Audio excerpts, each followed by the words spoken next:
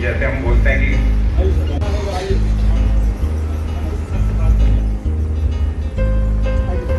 वो जबलपुर में रहती थी, तो मैं उनको जब भी फोन लगाता था या उनका फोन आता था, दिन में 1-2 बार बात होती थी, तो उनका पहला प्रश्न कहने का तात्पर्य है कि बचपन अच्छा है तो बचपन भी अच्छा होगा। मूल मंत्र सब लोगों का। श्री आशीष तिवारी जी भी हमारे बीच हैं, मैं विशाखा राजेश सोनी से अनुरोध करूंगा कृपया कलेक्टर साहब को माल्यार्पण कर स्वागत करें। विशाखा राजेश विशाखा जी का मैं परिचित हूँ, राजेश मारवाड़ी से आप सब लोग परिचित होंगे, आप उनकी धर्मपत्नी है। राजेश जी असमय उनको भी मौजूद चलेगा।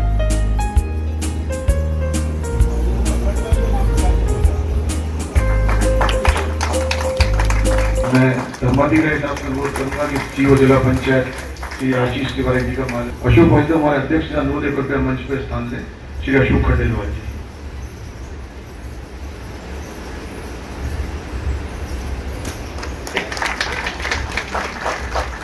इस कार्यक्रम के औपचारिक स्वागत के लिए मैं संस्था के नवनियुक्त अध्यक्ष श्री अशोक भाई से अनुरोध करूंगा कृपया स्वागत भाषण प्रस्तुत करें। श्री अशोक भाई। वरिष्ठ नागरिक सेवा संस्थान ग्वालियर द्वारा आयोजित वरिष्ठ नागरिक सम्मेलन एवं सम्मान समारोह में आप सभी का मैं हार्दिक स्वागत करता हूँ। सिटीजन के प्रति क्या है, तो ये हमारा लगातार काम चलता है और करीब इस स्थान भी अभी आने से पहले मैं देख रहा था लगभग 350 के करीब शिकायतें हमारी 1 जनवरी से लेकर अभी तक आई और उसमें 300 का जो है समाधान काफी अच्छे से हुआ। पर ये मैं आपको एक भूमिका के रूप में बोल रहा था और इसी से रिलेटेड एक एक्ट बना हुआ है, आप में से अधिकांश को जानकारी होगी। वरिष्ठ नागरिकों का भरण पोषण संरक्षण अधिनियम 2007 का था, 19 में ये फिर बजट में कुछ संशोधनों के साथ, परंतु ये दोनों बातें हैं जो हमारा आलम्बन सेल है और जो ये अधिनियम है हमारी भारतवर्ष की महान संस्कृति से कहीं भी मेल नहीं खाते। मैं ये बताना चाहता हूँ कि हमारा जो देश है, हमारी संस्कृति इतनी महान है, इतनी समृद्ध है, जहाँ पिता के पूछ लेने पे ही जो जिसको बोलते हैं नजरें उठा के सती थी, वो स्थिति थी। और पिता ने यदि कुछ बोल दिया, वरिष्ठ जनों ने कुछ बोल दिया, तो वो पत्थर की लकीर होती है। वाले वरिष्ठ जन आदरणीय मुकुल गुप्ता साहब, शाले जी, आप सबका स्वागत करता हूं। समय कम है क्योंकि कलेक्टर साहब को बहुत जल्दी जाना है, लेकिन फिर भी 3 बात मैं आपसे ध्यान में लाना चाहता हूं। 2005 में मैं संभागीय संगठन लोकायुक्त संगठन का सदस्य था। यहाँ डीजे साहब हमारे डीएम गुप्ता साहब अध्यक्ष थे, मैं मेंबर था। तो 1 जनवरी का दिन था 2005 में, हम 3 लोग बैठे थे। स्वामी स्वरूपानंद जी रामकृष्ण आश्रम के संस्थापक, वो भी सदस्य थे, मैं भी सदस्य था। तो तीनों ने कहा कि भूपेंद्र कुछ ऐसा करो, नया साल का पहला दिन है, नाश्ता कर रहे हैं। तो मैंने कहा आप बताओ क्या करें। तो बोले देखो यार, हम 2 बुजुर्ग हैं, तुम जवान हो, मेरी उम्र 41 साल थी। तो बोले हम जवान, तुम जवान हो, हम बुजुर्ग हैं, बुजुर्गों के लिए कुछ नया करो। बस वहीं से ये शब्द हमने पकड़ा और 30 जनवरी 2005 को 1 महीने के अंदर एक मॉडल बनाया। नवभारत अखबार बहुत पॉपुलर अखबार था उस समय। नवभारत के साथ मिलकर senior citizen day care centre start किए हमने। हम संडे को बुजुर्गों को लेते थे, एक जगह पे ले जाते थे, खिलाते थे, दिन भर उनका एंजॉय कराते थे, समय पास कराते थे और ऐसे ही ये कारवां हमने बढ़ाया। और आज 16 साल की इस अवधि में पूरे शहर में हजारों गली गली में वरिष्ठ नागरिक जो हमारे साथ काम करते हैं। और कलेक्टर साहब चूंकि आज पहले दिन कार्यक्रम में आया, कलेक्टर साहब की ज्वाइनिंग के बाद कोविड ने वरिष्ठ नागरिकों के साथ मिलने नहीं दिया। 3 डे केयर सेंटर चलाते हैं सर हम लोग, एक कंपू पे है जिसके अध्यक्ष आप खुद हैं, एक मुरार में है, एक ग्वालियर में है। मुकुल गुप्ता साहब तीनों देख के आए थे और इन सब कामों के साथ हम एक कैलेंडर बनाते थे पूरे साल का। नवंबर में कैलेंडर रिलीज कर देते थे। 1 साल में 365 दिन में 544 कार्यक्रम कैलेंडर में होते थे। स्थान, जगह, प्रायोजक सब कुछ निर्धारित था और पूरे बुजुर्गों में वो कैलेंडर बड़ा लोकप्रिय रहा। बहुत सारी बातें हैं, चूंकि अभी समय कम है। मैं केवल एसपी साहब से एक बात कहना चाहता हूँ कि हमारे 2 वरिष्ठ कार्यकर्ता इसमें हैं नागरिक जो कि आलम्बन के सदस्य हैं। बीच में कुछ शायद किसी कारण से उनको डिसकंटिन्यू हुआ है, तो एक तो उनका मैं चाहता हूं कि आपके ध्यान में ला दूं। दूसरा, कलेक्टर साहब ने भी एक जिम्मेदारी दी है, तो मैं अध्यक्ष आदरणीय अशोक खंडेलवाल जी से अनुरोध करूंगा, मनोहर दुबे साहब के साथ मिलकर अपन लोग टाइम बैंक पर काम कर रहे हैं। पूरे वरिष्ठ नागरिकों, बीएम गुप्ता साहब, आर.के. जैन साहब, हम लोग लगातार कई मीटिंग उनके साथ कर चुके हैं बाल भवन में, और जब भी ग्वालियर आए शिवाजी क्लब में। कलेक्टर साहब ने आज ये टारगेट दिया है कि गवर्नमेंट के जितने अधिकारी हैं उन सबके साथ अगले सोमवार तक, मनोहर दुबे साहब से शाम को अपन बात कर लेंगे, तो ये कार्यक्रम कलेक्टर साहब कहना है कि सबके साथ मिलकर हमारे टाइम बैंक का जो उनका प्रोजेक्ट है उस सबको सारे गवर्नमेंट ऑफिसर के साथ करना है। ये कलेक्टर साहब ने कहा है। मैं विश्वास दिलाता हूँ कि टीम आपके साथ काम करेगी। आज आप सब यहाँ पधारे और आदरणीय आशीष तिवारी साहब पधारे, उनका भी बहुत बहुत स्वागत, बहुत बहुत अभिनंदन। समय कम है, फिर हम लोग कलेक्टर साहब को एक बार लेके चलेंगे, जो डे केयर सेंटर जिसके वो अध्यक्ष है वो भी दिखाएंगे। बहुत बहुत धन्यवाद आप सभी।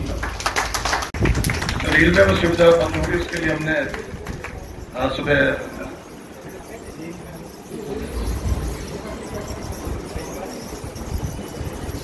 हमारे एसपी साहब, सीओ जिला पंचायत, यहाँ पे उपस्थित हमारे आदरणीय अन्य नागरिक जो भी इस कार्यक्रम में पधारे हुए हैं। निश्चित रूप से ये हर वर्ष का जो ये कार्यक्रम है ये हमें रिमाइंड करता है कि हमें अपनी चीज़ों को किस दिशा में किस तरीके से ले जाना है। वरिष्ठ नागरिकों के लिए अभी पूरी दुनिया में अलग अलग तरीके से सोचा जा रहा है। समस्याएं कमोबेश एक जैसी हैं, लेकिन उसको एक ही तरीके की समस्याओं के रूप में नहीं देख सकते। मतलब अलग अलग वर्ग, अलग अलग समाज, अलग अलग जगह, अलग अलग परिवेश के हिसाब से समस्याएं भी अलग अलग हैं। कहीं अगर आप देखें तो कहीं पर एकाकीपन की समस्या है, उनके बच्चे कहीं बाहर पढ़ने गए हैं या उनसे अलग रहने लगे हैं, और अगर उनकी आर्थिक स्थिति अच्छी नहीं है तो फिर समस्याएं दूसरे तरीके की हो जाती हैं। कहीं पे आर्थिक स्थिति अच्छी है तो वहाँ पे केयर करने वाले प्रॉपर लोग मिलें। बड़े महानगरों में जो लोग हैं वृद्धजन, उनको सुरक्षा की समस्या है।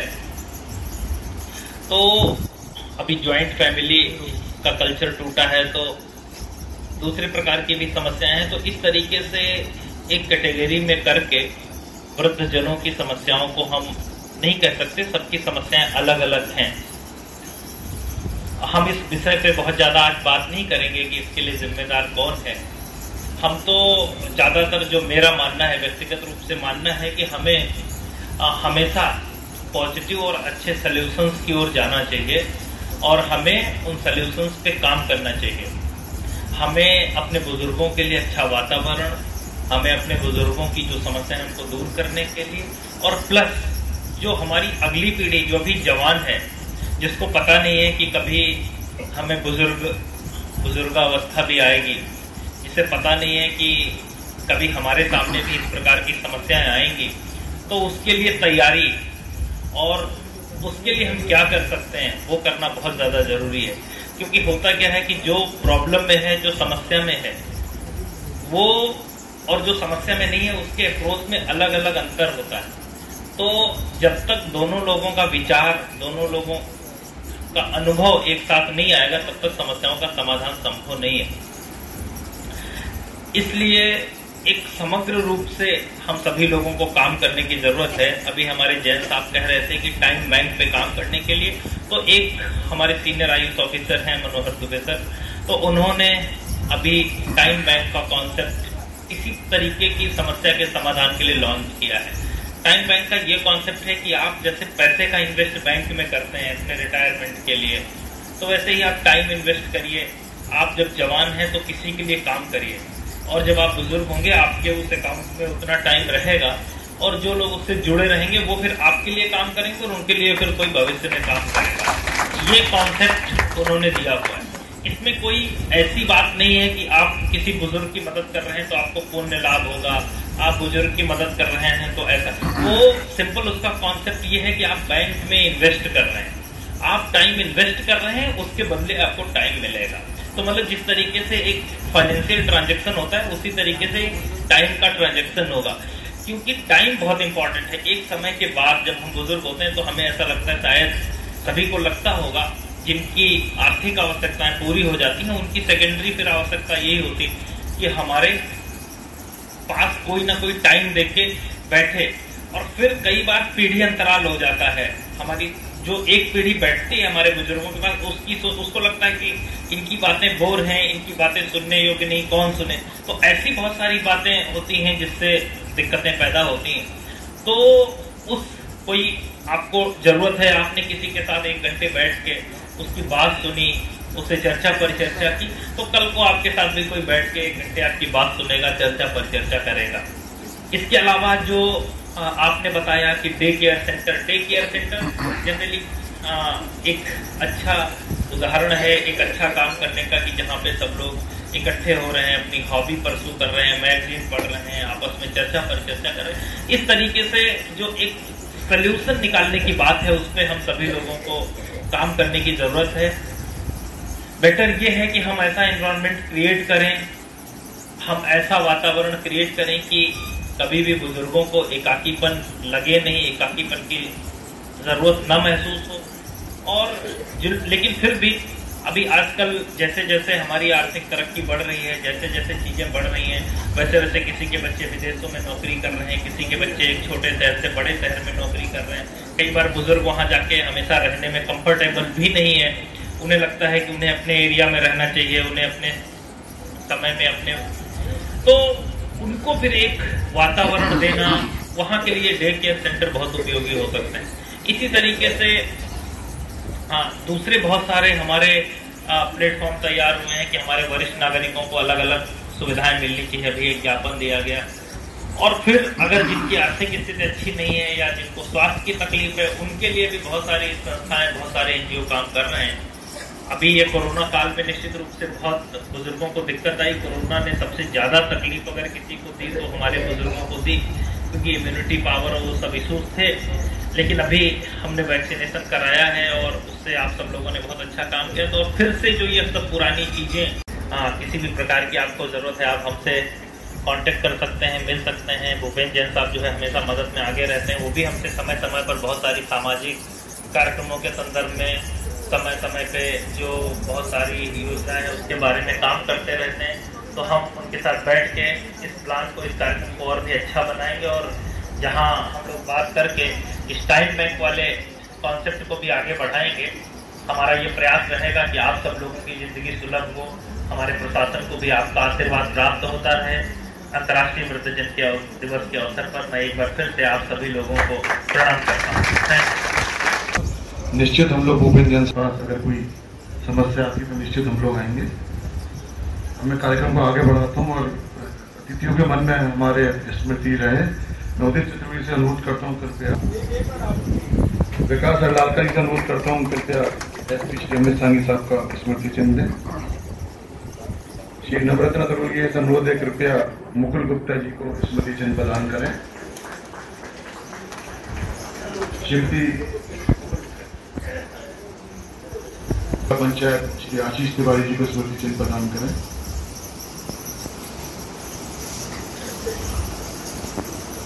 होना है, उनको सूची के अनुसार मैं आप सबसे उनका परिचय कराता जाता हूँ। संगठन का आभार व्यक्त करता हूँ कि मुझे यहाँ बुलाया गया। आप सब लोगों के साथ बैठ के मुझे बड़ा अच्छा लगा और देखने में हमारे डॉक्टर DK शर्मा कल ही रिटायर हुए हैं, आज वरिष्ठ जन में शामिल हो गए हैं, इसके लिए बहुत बहुत तालियां। आप सब लोगों को कभी भी हम लोगों की किसी प्रकार की जरूरत हो तो क्या हमारे समक्ष आए, फोन पे बात करें, कभी भी जो भी होगा हम करेंगे। बहुत बहुत शुभकामनाएं, बहुत बहुत धन्यवाद। सबसे पहले मैं चाहता हूँ कि हम सब माननीय जिलाधीश महोदय को सुन लें, उसके बाद हम वरिष्ठजनों का सम्मान करेंगे। मैं बहुत आदर और सम्मान के साथ आपको आमंत्रित करता हूँ और भूपेंद्र जी का निवेदन है कि चौपाइयों के साथ अपनी बात प्रारंभ करें। और युवा ही देखते हैं। मैं सबसे पहले अनुरोध करता हूँ कलेक्टर साहब और SP साहब से कि वे श्री गोपाल दास लड्डा जो वरिष्ठ चार्टर्ड अकाउंटेंट हैं उनका सम्मान करें। 70 वर्षीय श्री लड्डा साहब पूर्व लॉ सात सेंटर चल रहे हैं, उसके हुए अध्यक्ष हैं। कृपया तालियों में कंजूसी नहीं करें, क्योंकि देखिए एक उम्र में हम सब आपको ही आना है, तो तालियों में कंजूसी हम उसको देखते रहे। इस कार्यक्रम की करीबन देखिए जब आप हमको यहाँ पता चले।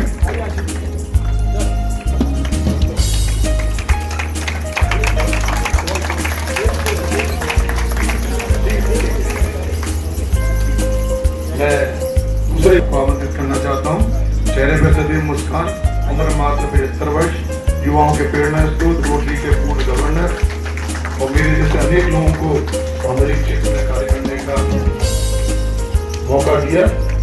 सबकी वैवाहिक वर्षगांठ और जन्मदिन पे शुभकामनाएं भेजने वाले चित्र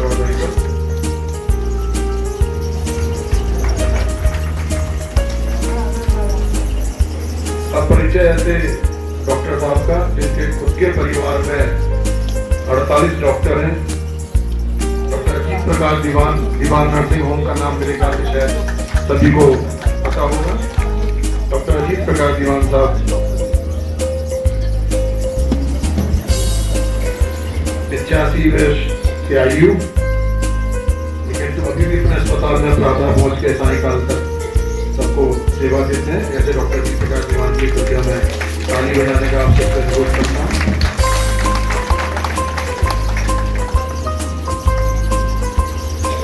पीएल जैन साहब एडवोकेट हैं, पीएल जैन साहब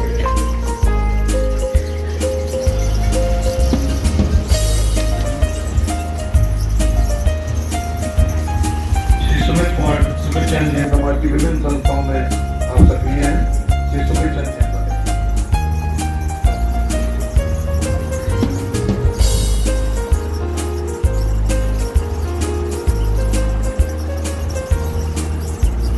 उमेश चंद भार्गव साहब पेंशन एसोसिएशन में सदस्य, उनको अगर पता चलता है वे उसकी मदद के लिए तत्पर रहते हैं। अभी मुझसे कह रहे थे कि किसी को भी पेंशन में अगर मदद हो तो मेरे लिए बता दें। पेंशन में बहुत शानदार कार्य करते हैं, सभी का कार्य करते हैं।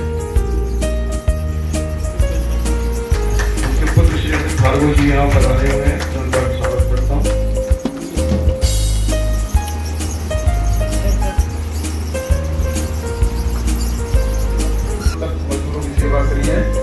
सुशील कुमार चौहान तो फिर ताली में थोड़ा सा मेरी बातें तभी निकल पाएंगी जब आप लोग मंजूर। अशोक भाई से लोग कृपया सहयोग करें। अशोक भाई प्लीज आइए आप। शालीन साहब श्री भैरव सिंह जी पटेल हमारे अपने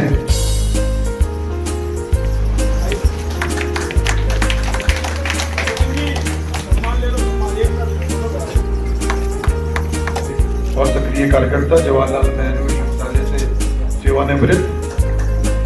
अपने गांव में 501 वृक्ष लगाने का उन्होंने प्रयोग उठाया, जिसमें 400 पेड़ अभी भी फल दे रहे हैं।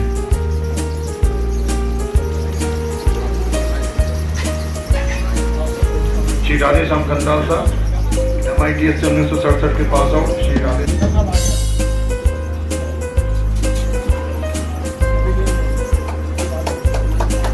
श्री रमेश चंद जैन साहब,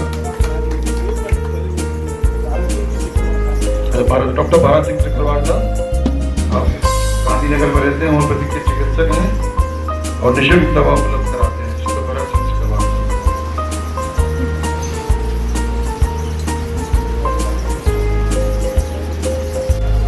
श्री रमेश चंद जैन साहब,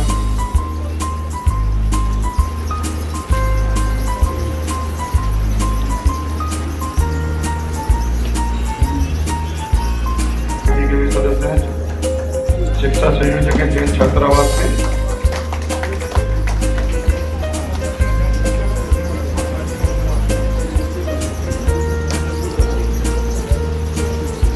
सभी से अनुरोध करते हैं ग्रुप फोटोग्राफ के लिए यहाँ आ जाए।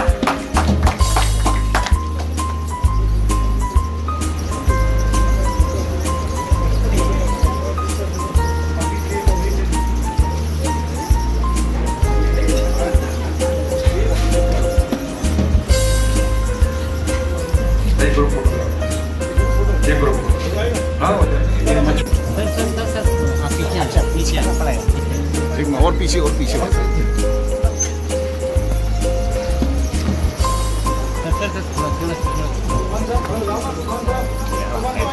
अरे क्या पावरफुल नहीं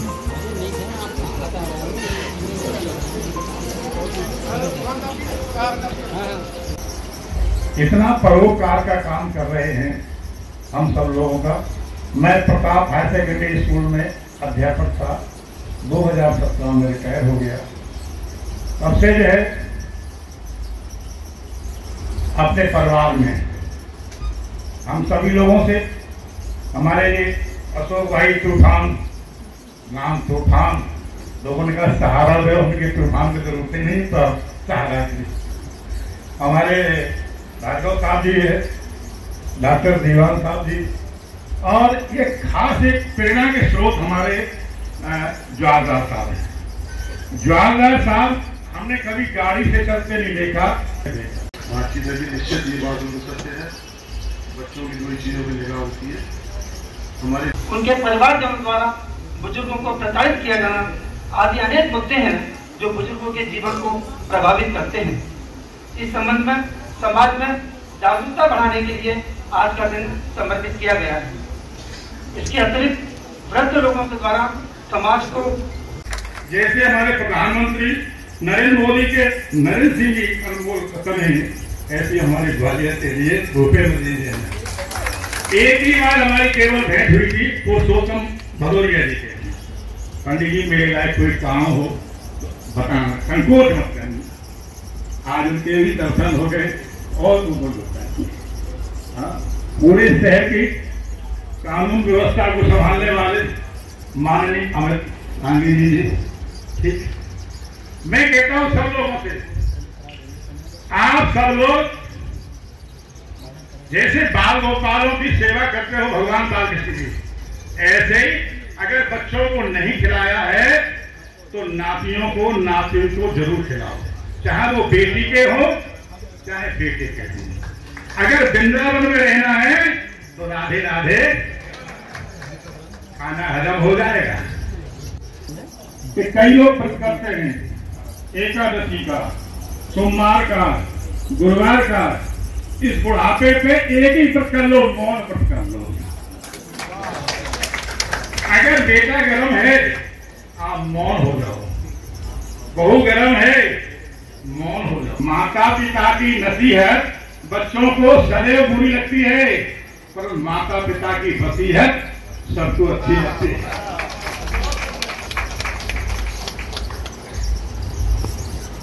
बड़े सौभाग्यशाली होते हैं जो माता पिता मिलते हैं।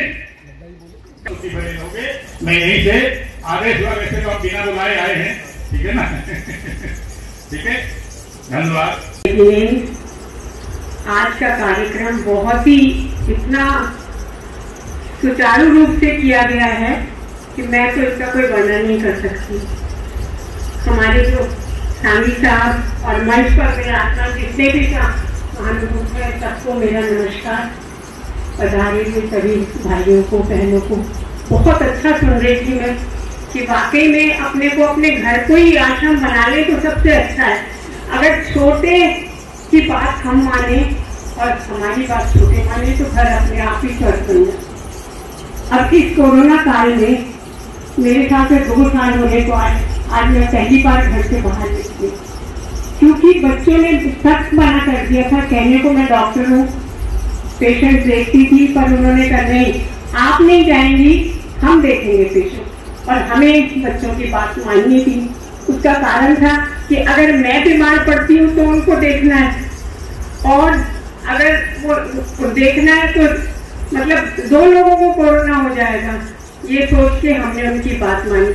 बिल्कुल बच्चों के साथ हम चलेंगे। भार्गव साहब ने बड़ी अच्छी बात कही। सभी वक्ता बहुत अच्छे हैं यहाँ पर, क्या क्या कहूँ। भूपेंद्र जी, ललित जी और वीरेंद्र जी, चौथे भाई का नाम याद नहीं आ रहा, पर चारों भाई बहुत अच्छा काम करते हैं हर क्षेत्र में। सबसे पहले मैं वीरेंद्र जी से मिली थी, वो जब मैं मेडिकल में थी तो उनसे लैपटॉप और उसका काम से शुरू हुआ था। फिर भूपेंद्र जी से, ललित जी से, सबसे इतना मिलना जुलना होता। मुकेश भाई तो जैन छात्रावास को इतना अच्छा संभाले हुए हैं कि सबको बहुत बहुत धन्यवाद। नमस्कार। बारे में जितना कहा गया ये कम है। मैं इसी बात पे ललित भाई को आमंत्रित करता हूँ, उनके लिए अपनी बात यहाँ रखें।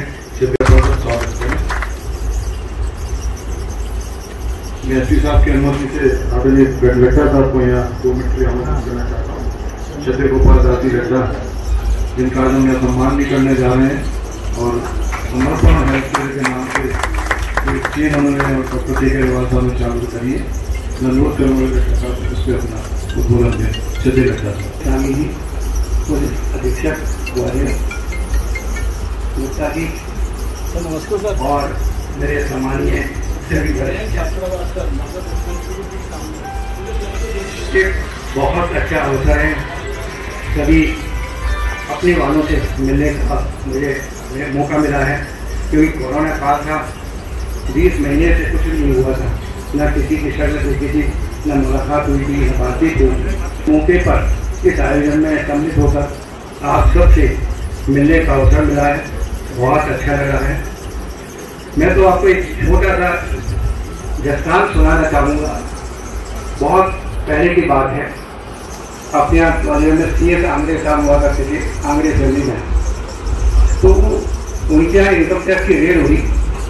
75 में इनकम टैक्स की रेड हुई थी और इनकम टैक्स का केस उनका बम्बई में चल रहा है और उस समय उनकी उम्र होगी 85 ईयर्स के करीब। सर एक बार उनका जब केस बॉम्बे में चल रहा था, तो जो आयकर अधिकारी था वो 18वीं मंजिल पर उसकी ऑफिस थी और दुर्भाग्य से वो दिन लाइट नहीं थी और लिफ्ट नहीं चली थी। अब उन्होंने सोचा कि क्या किया जाए। ऐसा मौका था कि जाना भी जरूरी था, क्योंकि तारीख थी और जाने की स्थिति भी नहीं थी, परंतु उन्होंने हिम्मत करके 18वीं मंजिल पर पैदल चढ़ गए। जब इनकम टैक्स ऑफिसर ने उनसे पूछा कि सरदार साहब आपने इतना कष्ट क्यों किया, उन्होंने कहा कि I am not tired, I am retired but I am not tired.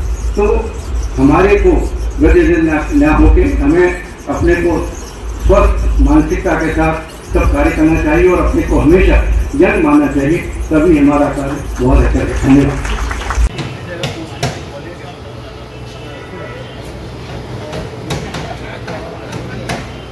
अरे